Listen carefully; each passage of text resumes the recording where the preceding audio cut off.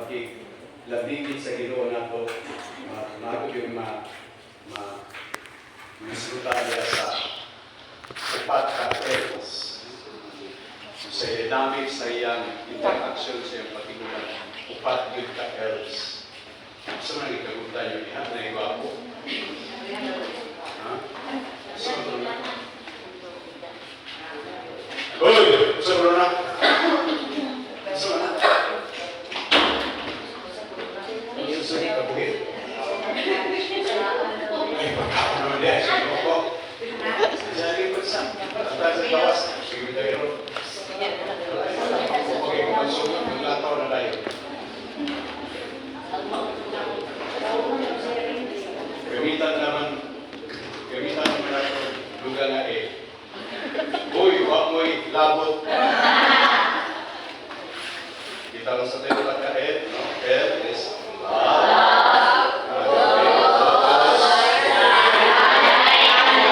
light and light. So, sabi Evangelyo, murag muna na highlight, no? Okay. Murag wag yung mong kachi ang mga tinungan. No? Ito sila nga nag-isgot si Jesus, napasipad na nila, magpili mo ka na, no, si Juan, ang isgot si Juan. Pero, ma-upgrade pag inilang panglantaw, may pamili ay ilang pasipadan ang ma-upgrade pag ini sila. Mga pag-ilan sa estado ba nga, nga makunong nga, ang mga nito maguna, walang panong na, manito si Elias, sige, pinong na pasipadan. Kaya mo na una, si Juan mag-upgrade pasipadan. Pero mabot sa punto nga,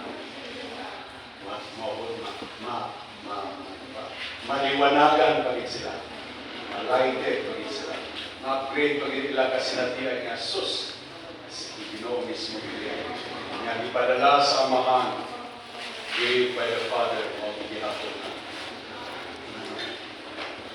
So yan, nga itong Santos Road, si Juan de la Cruz, isakit po ni siya sa iyang mga kauban, sa iyang obligasyon ng mga Carmelites. Gusto siya katapuhan, gusto niya i-upgrade ang ilang road of life, i-upgrade ang ilang kinamuhi ng mga religyoso, ng mga misionero, ng mga munghe, mga Carmelito. Kanya, tungkol sa iyang paningkamot siya ng mga lautan, siya pag-ikutol, siya pag-inapriso.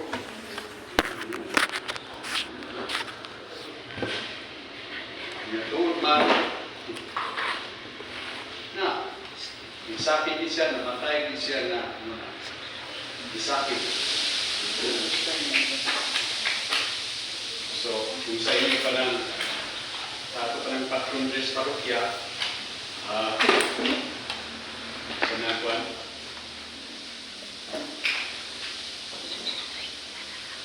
is in dying that we are born to eternal life.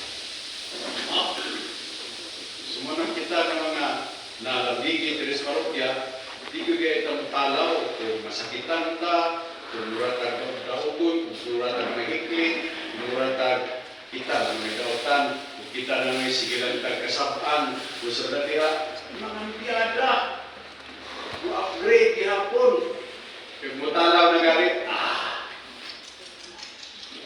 what upgrade, wala ka kahungol gihapon sa kahimtang o kanangingong nga ma-immerse kita sa dynamics sa Ginoo nga lagi ng love kanang gugmag yung ipadayag bahalag sakripisyo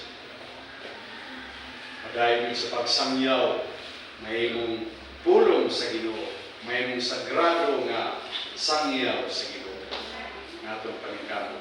Bahalang nagdili, dahil kung sa uban, basta kayo, ibaw yung Ginoo kung sa giyat ng Ginoo. And so on and so forth. Iwagan bagita kay Jesus. Usara bagi nagkulang mo na ito, kaya wata mahibaw sa tanan.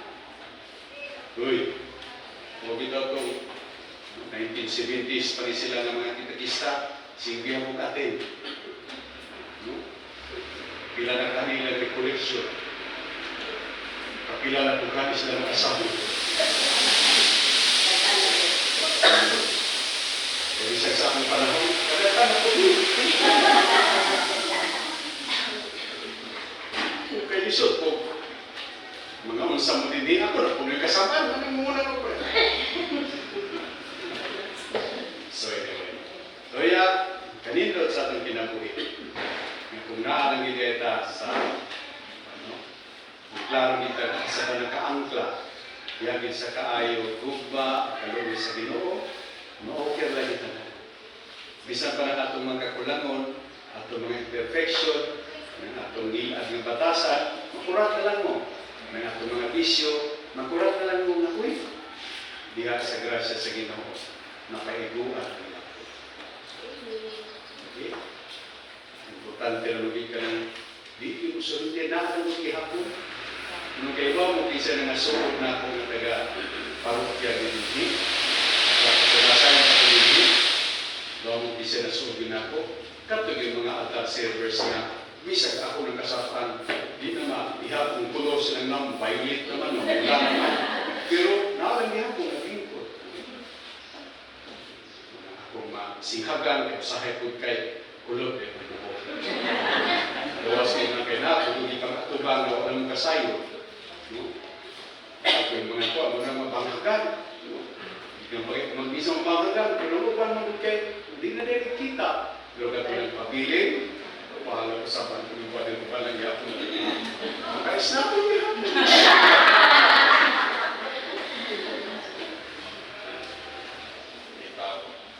So, apil na sa itong